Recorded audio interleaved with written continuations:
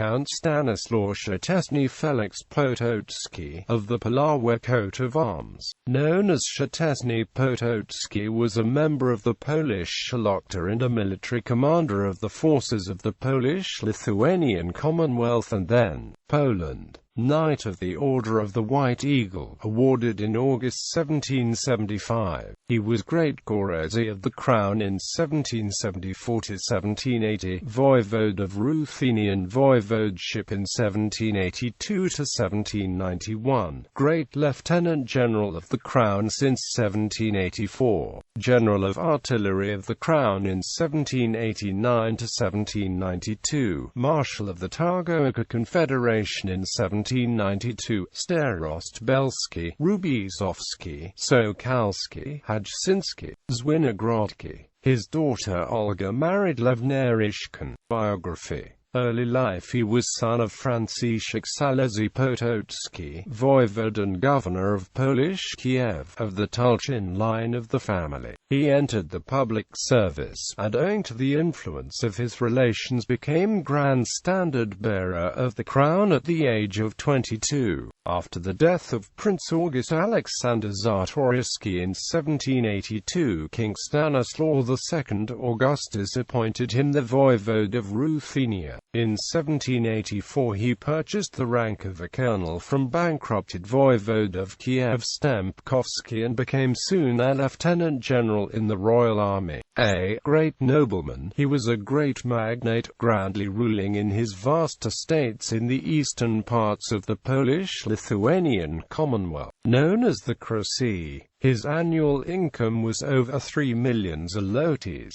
Elected deputy for Braclaw at the famous 4-year Sejm, he began the career of treachery which was to terminate in the ruin of his country. Yet his previous career had awakened many hopes in him. His popularity culminated in 1784 when he presented an infantry regiment of 400 men as a free gift to the Commonwealth. But he identified the public welfare with the welfare of the individual magnates. His goals in seeking reforms was to transform the crown of the Kingdom of Poland and the Grand Duchy of Lithuania into a magnate oligarchy. Time of the partitions. His scheme was the division of Poland into an oligarchy of autonomous grandees exercising the supreme power in rotation. In 1788 he won over to his views two other great lords, Franciszek Branicki and Severin Ruski, and joined the anti-royalist opposition. The election of Stanisław Malachowski and Kazimierz Łusapieta as marshals of the 4-year Sejm still further alienated him from the liberals, and, after strenuously but vainly opposing every project of reform, he retired to Vienna, whence he continued to carry on an active propaganda against the new ideas.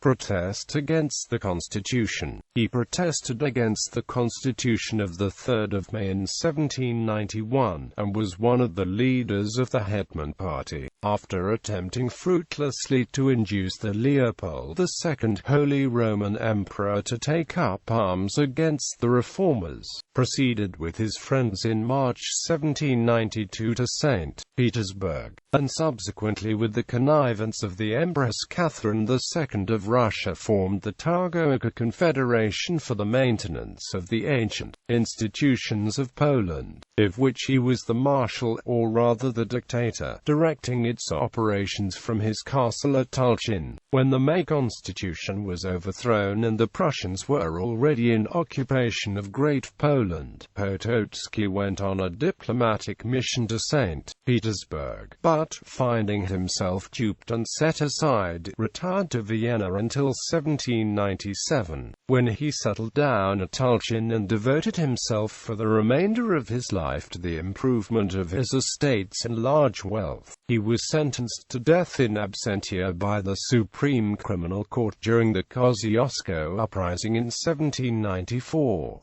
On the 17th of November 1797 he was made a general of the infantry for the Russian Empire, but was dismissed on the 30th of October 1798. He was buried as a traitor general. Quote, after the signing of the Targowica Confederation, each troop-hole, not blinded by the Prussian and Royalist cabal, is convinced that our fatherland can only be saved by Russia, otherwise our nation will be enslaved.